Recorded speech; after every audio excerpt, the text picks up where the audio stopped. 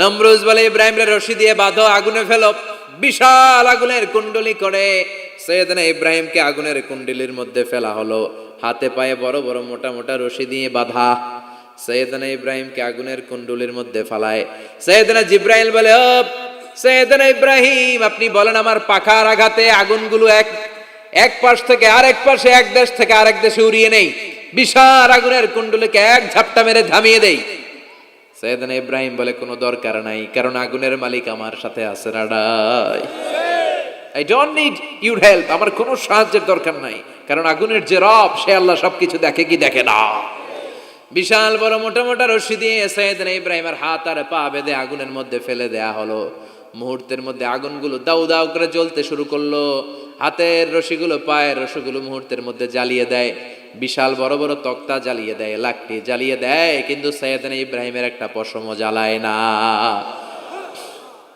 আজও যদি তোমাদের মাঝে কেউ ইব্রাহিমের মতো ঈমান আনিতে পারো, অগ্নিকেও পুষ্প বলে পরিণত করিতে পারো, ঠিক কিনা?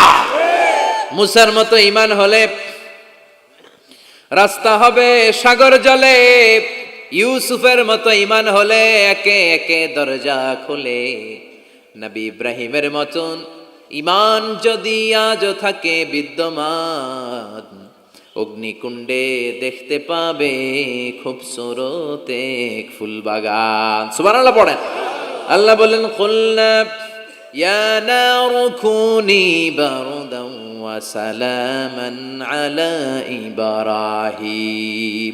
আল্লাহ বললেন, আগুন, দুনিয়ার শুরু থেকে তোকে একটা ধর্ম আমি দিয়েছি, যা পাবি জ্বালিয়ে ছারখার করে দিবি, কিন্তু আজকে কয়েকদিনের জন্য তোর জ্বালানোর ক্ষমতা আমি আল্লাহ কেড়ে নিলাম। তে আমার ইব্রাহিমের জন্য ঠান্ডা হয়ে যা। কি হয়ে যা? তবে আগুন খবরদার এত বেশি ঠান্ডা হবি না যাতে ইব্রাহিমের সর্দি না লেগে যায়। সুবহানাল্লাহ পড়েন। আগুন বলে, আল্লাহ বললা ঠান্ডা হ, আবার বললেন বেশি ঠান্ডা হবি না যাতে সর্দি না লেগে যায়। আমি কি করুম? আল্লাহ কয়, বারদাউ ওয়া সালামান আলা ইব্রাহিম। আমার ইব্রাহিমের জন্য এয়ার কন্ডিশন, নাতিশীতোষ্ণ, গরম নয় ঠান্ডা নয়, এরকম জান্নাতের গুলবাগিচা হয়ে যা।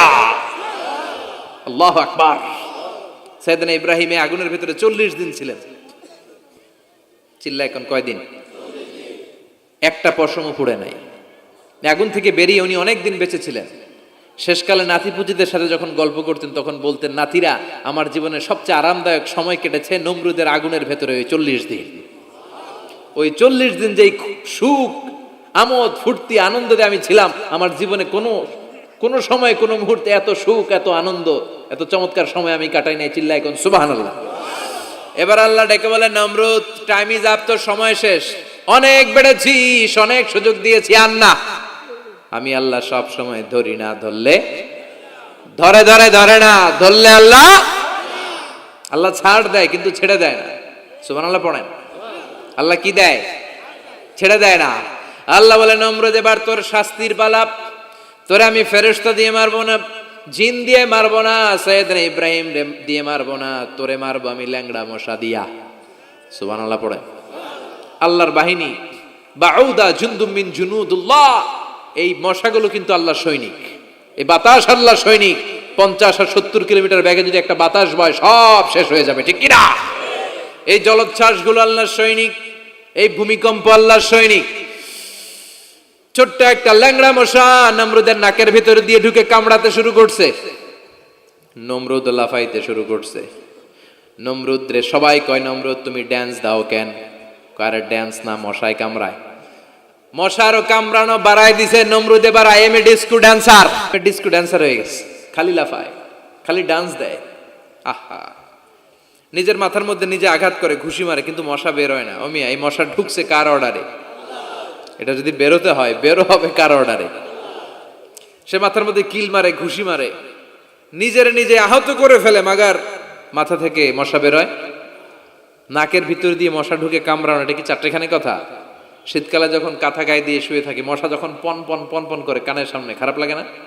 আবার কাঁথা টাথা সরিয়ে আবার শুয়ে, আবার বন বন বন বন। তো কানের সামনে পন পন করলে যদি আপনার এত কষ্ট লাগে, নমরুদের নাকের ভিতরে দিয়ে ঢুকছে, মস্তিষ্কে কামড়াচ্ছে, ওর কেমন লাগে? নমরুদ আর পারে না, অসহ্য, নিজের নিজে মারতে মারতে হাত পা কপাল সব লাল করে ফেলছে। অবশেষে আশেপাশে চাকর বাকর খাদেম খুদ্দাম যারা আছে সবাই বললো, আমি আর পারিনি, এবার তোরা মার, তোরা মার। সবাই কয়ে, নমরুদ আজীবন নাম করে মারছো, এবার পাইছি খেলা, এবার ইচ্ছা মতো তোরা বিড়াম। এবার সবগুলো আমি নমরুদে মারা শুরু করছি। মারতে মারতে বেহুশ মাগার মশা বেরোয়। এই মশা ঢুকেছে কার অর্ডারে? বের হবে কার অর্ডারে? তারপরও বেরোয় না। নমরুদকে এবার আমার জুতা মার। কি মার? এখন আমরা পরি প্লাস্টিকের জুতা, চামড়ার জুতা, তখন পড়তো খরমের জুতা, কাঠের জুতা। খরমের জুতা, চামড়ার জুতা। খরমের জুতা বানায় কি দিয়া? কথা কন, চিনেন? এবার ক্যামেরা জুতা মার। সবাই এবার কাঠের জুতা লইছে, ইচ্ছা মতো পিটান শুরু। পিটাইতে পিটাইতে ওর মাথা ফাটিয়ে রক্তাক্ত করে শেষ। নমরুদের খেলা শেষ। নমরুদের খেলা যখন শেষ, আল্লাহ সৈনিক ওই ল্যাংড়া মশা নাক থেকে বের হয়ে শূন্যে উড়াল দিয়েছে। চিল্লায় পড়েন আল্লাহু আকবার। পৃথিবীতে কেউ তো স্থায়ী হয় না, হোক না সে ফেরাউন কিবা নমরুদ। কেউ ভাবে চিরদিন রয় না, কেউ ভাবে চিরকাল রয় না। পৃথিবীতে কেউ তো স্থায়ী হয় না, হোক না সে ফেরাউন কিবা নমরুদ। কেউ ভাবে চিরদিন রয় না। চিল্লায় বলেন ঠিক কিনা? নমরুদ আজীবন থাকতে পারছে? ওর ক্ষমতা, ওর দাপট, ওর জুলুম, ওর অত্যাচার, ওর শেষ রক্ষা করতে পেরেছে? কথা কন। ফেরাউন রে ফেরাউনের দাপট আর ক্ষমতা বাঁচাতে পেরেছে? এখনো যারা দাপট দেখায়, জুলুমবাজ, এদের ক্ষমতা দাপট এদেরকে বাঁচাতে পারবে না। বাঁচানোর মালিক একজন। চিল্লায় বলো, তিনি কে? এজন্য আল্লাহ ডেকে বলে, গোলাম ইব্রাহিমের জীবনেতে তোমাদের জন্য শিক্ষা আছে, শিক্ষা আছে ইব্রাহিমের জীবনের জন্য। ও নবী, আমি এই কিতাবকে আপনার কাছে পাঠিয়েছি অন্ধকারচ্ছন্ন মানুষগুলোকে অন্ধকার থেকে আলোর দিকে নিয়ে যেতে। এই কোরআনের ভেতরে আলো আছে না নাই? সবকিছুর সমাধান আছে না নাই? সমাধান চাও যদি জীবনে, মরণে ফিরে যাও, খুঁজে নাও, চোখ রাখো কোরআনে। সুবহানাল্লাহ পড়েন। চোখ রাখবেন কোথায়? নাকি মোবাইলে, না টিভিতে, না এটিএন বাংলার পর্দায়? আসিতেছে আগামী শুক্রবার রঙিন পর্দায়, চোখ রাখুন এটিএন বাংলায়। এটিএন বাংলায় চোখ রাখবেন? কই রাখবেন? সমাধান চাও যদি জীবনে, মরণে ফিরে যাও, খুঁজে নাও, চোখ রাখো কোরআনে। ঠিক কিনা? If you want the solution this dunya and akhirah, go back, have a look to the holy Quran. সুবহানাল্লাহ পড়েন। কি নবী আল্লাহ বানালেন, ওই নবীর নামে আল্লাহ একটা সূরা দিলেন। আবার আল্লাহ বললেন, ও দুনিয়ার মুসলমানেরা শোনো, তোমাদেরকে মুসলমান বলে নাম করেছে সাইয়েদনা ইব্রাহিম। ঠিক কিনা? আবার এই নবী সাধারণ কোন নবী নয়, এই নবী হলো তোমাদের জাতির পিতা। আমাগো জাতির পিতা কেডা? কথা কন আরো জোরে, সবাই মিলে বলেন, মিল্লাতা আবিকুম ইব্রাহিম হুয়া সাম্মাকুমুল মুসলিমিন। মিল্লাতা আবিকুম ইব্রাহিম, তোমাদের জাতির পিতার নাম, আমাদের জাতির পিতার নাম ওয়া সাম্মাকুমুল মুসলিমিন, তিনিই তোমাদেরকে মুসলমান নামকরণ করেছে। আবার আল্লাহ বললেন, আসলিম ইব্রাহিম, তুমি সবাইরে মুসলমান বানাও, আগে নিজে মুসলমান হও। আসলিম ক্বালা আসলামতু লিরাব্বিল, ও ইব্রাহিম তুমি মুসলমান হও। বলার সাথে সাথে ইব্রাহিম বলে, আল্লাহ দেরি নাই, আমি মুসলমান হয়ে গেলাম। ইহুদিরা দাবি করতো সাইয়েদনা ইব্রাহিম নাকি ইহুদি, নাউজুবিল্লাহ পড়বেন না? খ্রিস্টানরা দাবি করতো সাইয়েদনা ইব্রাহিম নাকি খ্রিস্টান। আল্লাহ বলে, মা কানা ইব্রাহিম ইয়াহুদিয়াও ওয়ালা নাসরানিয়াও ওয়ালাকিন কানা হানিফাম মুসলিমা। আল্লাহ বলে, আমার ইব্রাহিম ইহুদি নয়, আমার ইব্রাহিম খ্রিস্টান নয়, আমার ইব্রাহিম পাক্কা মুসলমান। হানিফান মুসলিমা, পাক্কা মুসলমান, ওনার ইসলামে কোনো সন্দেহ। এজন্য আল্লাহ খুশি হয়, ওনার একটা উপাধি দিলেন। উপাধিটা হলো লা হালিম। ইন্না ইব্রাহিম লা হালিমুন আওয়াহুম মুনিব, আমার ইব্রাহিম সহনশীল, আমার ইব্রাহিম ভদ্র, সুবহানাল্লাহ বলেন। আমাদের বাংলাদেশে আমাদের মুসলমানদের মধ্যে এটার সবচেয়ে বড় অভাব, সহনশীলতা আমাদের নাই। কথা কর, নিজে যেটা বুঝি ওইটাই। আমি তাবলীগ করি, আমি মনে করি আমি হক, বাকি সব বাতিল। এই সমস্যাগুলো বাগেরহাটে আছে না নাই? হ্যাঁ, আমি যদি জামাত ইসলাম করি, আমি মনে করি আমি হক, বাকি একটা দলরও আমি হক বলতে চাই না। আছে না এরকম? আমি আহলে হাদিস, সো আমি হক, আর বাকি যা আছে সব বাতিল। আমি কওমি, তো আমি ভালো, আলিয়া সব খালিয়া। কথা কর। আবার আমি আলিয়া, আমি ভালো, কওমিয়া সব শেষ।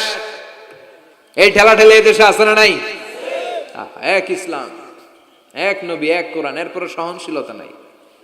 সে অন্য নেশাবে পড়ুক, সে অন্য মতদর্শে হোক, সে তো আমার ভাই। সবচেয়ে বড় পরিচয়, সেও মুসলিম, আমিও মুসলিম। এই চিন্তাটুকু নাই। আল মুমিনুনা ইখওয়া, ব্রাদারহুড, ভ্রাতৃত্বের এই বন্ধনটা আমাদের মধ্যে নাই। আমরা একে অপরকে গালিগালাজ করতে দেরি করি না, একটু চিন্তা করি না। কাফের বলে ফতুয়া দিতেও দেরি করি না। কথা কন, ফতুয়া আছে না নাই? কয় তুই কাফের 10 কারণে, তুই কাফের 20 কারণে, তোর দাদা কাফের, তোর নানা কাফের, তোর পীর সাহেব হুজুর কাফের। আছে না নাই? তোর এই কাফের পীর সাহেব মারা গেলে, এই পীর সাহেবের যে কবরে শোয়ানো হবে, ওই কবরের উপরে যে ঘাস উঠবে, ওই ঘাস যে গরু খাবে, ওই গরুর যে দুধ খাবে, ওইটাও কাফের। আছে না নাই? খালি ফতুয়াবাজি। আল্লাহ বললেন আমার ইব্রাহিম ফতুয়াবাজি করে নাই। ইন্না ইব্রাহিম লা হালিমুন আওয়াহুম মুনিব, আমার ইব্রাহিম ছিল সহনশীল, ভদ্র একজন নবী। চিৎকার করে বলতে হবে ঠিক কি না? আবার আল্লাহ বললেন আমার ইব্রাহিমকে আমি খলিল উপাধি দিয়েছি। ইত্তাখাযাল্লাহু ইব্রাহিমা খলিলা। আল্লাহ বললেন গোটা বিশ্বের মধ্য থেকে কাউরে আমি খলিল বলে গ্রহণ করি নাই, একমাত্র ইব্রাহিমকে ছাড়া। ইব্রাহিম আলাইহিস সালামকে ছাড়া কাউরে আল্লাহ খলিল বানাইছে? খলিল মানে বন্ধু। খলিল মানে, সবাই বলেন খলিল মানে। সাইয়েদনা ইব্রাহিমকে বানাইছেন খলিল, আর বিশ্বনবীকে বানাইছেন হাবিব। বিশ্বনবীর কি বানাইছে? আর সাইয়েদনা ইব্রাহিম খলিল। বাপ বেটা, একজন খলিল একজন হাবিব। বাপ কা বেটা সিপাহী কা ঘোড়া, কুছ না হতো থোড়া থোড়া। ঠিক কি না? বাপ ভালো তার বেটা ভালো, তাই মা ভালো তার ঝি। গাই ভালো তার দুধ ভালো রে, দুধ ভালো তার ঘি। বাবা যদি ভালো হয় ছেলে ভালো, মা যদি ভালো হয় মেয়ে ভালো, গাই যদি ভালো হয় দুধ ভালো, দুধ ভালো তো ঘি ভালো। কথা বলেন। যেমন বাপ তেমন বেটা। বাবা হলেন খলিল, ছেলে হলো হাবিব। খলিল মানেও বন্ধু, হাবিব মানেও বন্ধু। খলিল মানে এমন বন্ধু যেই বন্ধু আল্লাহরে খুশি করার জন্য কাজ করে। কথা বুঝতে হবে। খলিল মানে এমন বন্ধু যেই বন্ধু আল্লাহরে খুশি করার জন্য কাজ করে। আর হাবিব মানে এমন বন্ধু যেই বন্ধুরে খুশি করার জন্য আল্লাহ নিজেই কাজ করে। কার দাম বেশি? হাবিবের দাম বেশি। সুবহানাল্লাহ কইবেন না? এই বাপ বেটার মধ্যে অনেক দিক দিয়ে মিল আছে না নাই? সাইয়েদনা ইব্রাহিম বাবা, বিশ্বনবী ওনার অধস্তন সন্তান। এই বাপ বেটার মধ্যে অনেক মহব্বত আছে না নাই? মিল আছে না নাই? আমি কোরআন হাদিস ঘেটে 60টা মিল পেয়েছি। কয়টা? সাইয়েদনা ইব্রাহিম আর বিশ্বনবীর মধ্যে 60টা মিল খুঁজে পাওয়া যায়। শুনবেন? হ্যাঁ, কষ্ট হচ্ছে না? 1 নাম্বার মিল হচ্ছে ফেস কাটিং এ মিল। সাইয়েদনা ইব্রাহিমের চেহারা যেমন ছিল, বিশ্বনবীর চেহারা প্রায় ওইরকমই ছিল। বিশ্বনবী যখন মেরাজ রজনীতে এক এক আকাশে এক এক নবীর সাথে দেখা করেছেন, দুনিয়ায় এসে সাহাবাদেরকে শোনাচ্ছিলেন এই নবী এমন, ওই নবী দেখতে এমন, এই নবীর চেহারা এমন। এরকম যখন বলছিলেন, সাইয়েদনা ইব্রাহিমের কথা যখন তিনি বলতে শুরু করলেন, উনি বললেন আম্মা ইব্রাহিম ফানজুরু ইলা সাহিবিকুম। আর সাইয়েদনা ইব্রাহিম দেখতে কেমন জানো? দেখতে চাইলে আমার দিকে তাকাও। তার মানে বিশ্বনবীর চেহারা যেমন ছিল, সাইয়েদনা ইব্রাহিমের চেহারা অনেকটা তেমন ছিল। এই চেহারার দিক দিয়ে ফেস কাটিং এ বাপ বেটার মধ্যে মিল আছে না নাই? 2 নাম্বার, এই কোরআনের ভেতরে রব্বুল আলামিন বিশ্বনবীর ক্ষেত্রে উসওয়ায়ে হাসানা ব্যবহার করেছেন। আবার সাইয়েদনা ইব্রাহিমের ক্ষেত্রেও উসওয়ায়ে হাসানা ব্যবহার করেছেন। লাকাদ কানা লাকুম ফি রাসূলিল্লাহি উসওয়াতুন হাসানা। তোমাদের জন্য রাসূলের জীবনে উত্তম আদর্শ আছে না নাই? আল্লাহ রাসূলের ক্ষেত্রে আল্লাহ বললেন উসওয়ায়ে হাসানা। আবার সাইয়েদনা ইব্রাহিমের ক্ষেত্রেও বললেন উসওয়াতুন হাসানা ফি ইব্রাহিম। ইব্রাহিমের জীবনেও উসওয়ায়ে হাসানা আছে।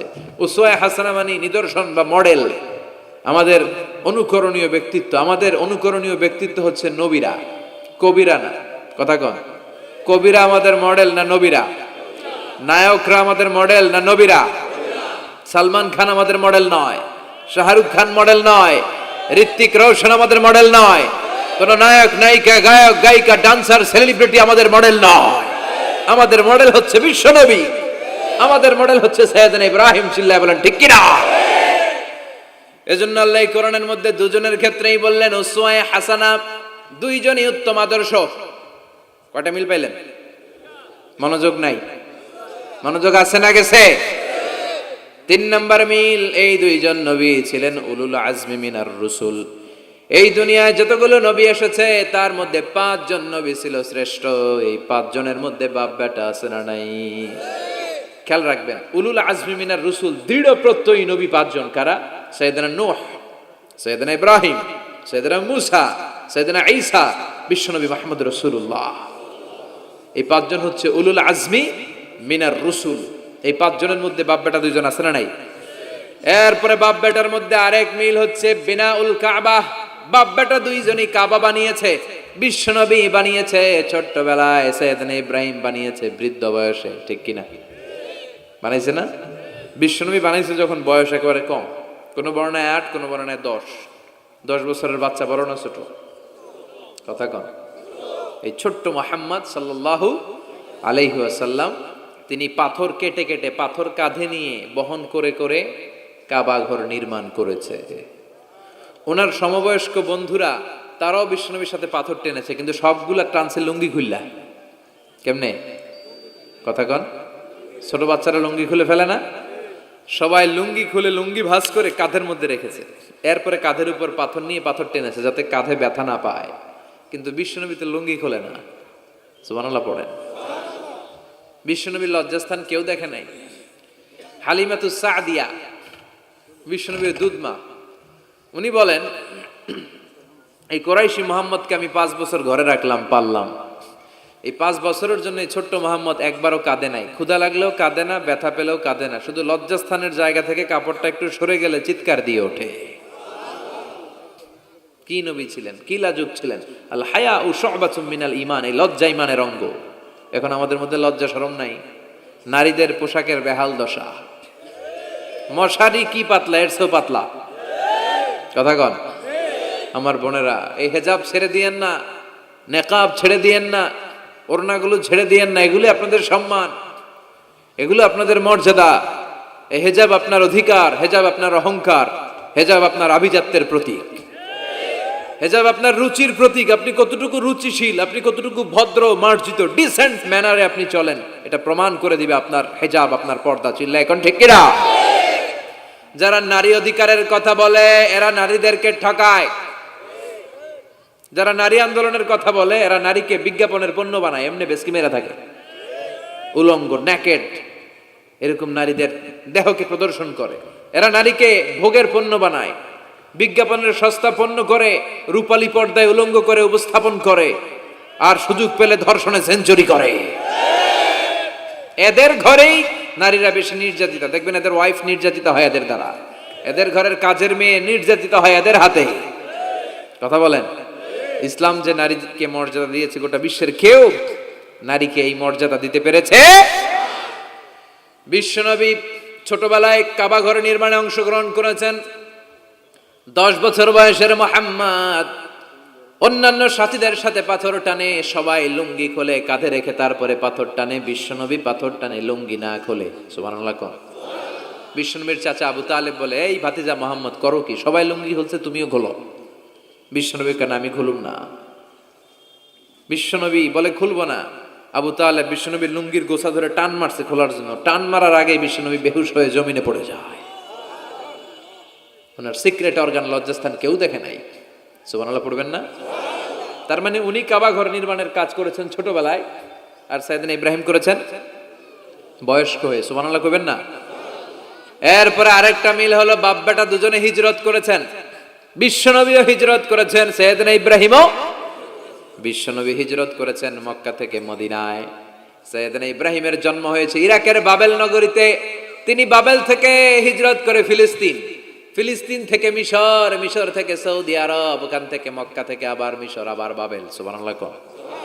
গোটা বিশ্বের সব আল্লাহওয়ালাদের, ইসলাম প্রিয়দের, ইসলামের পক্ষের শক্তি যারা, তাদের একই নমুনা, নিজ ঘরে পরবাসী, নিজ এলাকায় পরবাসী। হকের কথা বলার কারণে নিজ এলাকায় তারা থাকতে পারে না, নিজ ঘরে ঘুমাতে পারে না, বাধ্য হয়ে অন্য জায়গায় গা ঢাকা দিয়ে চলতে হয়। চিল্লা এখন ঠিক কিনা?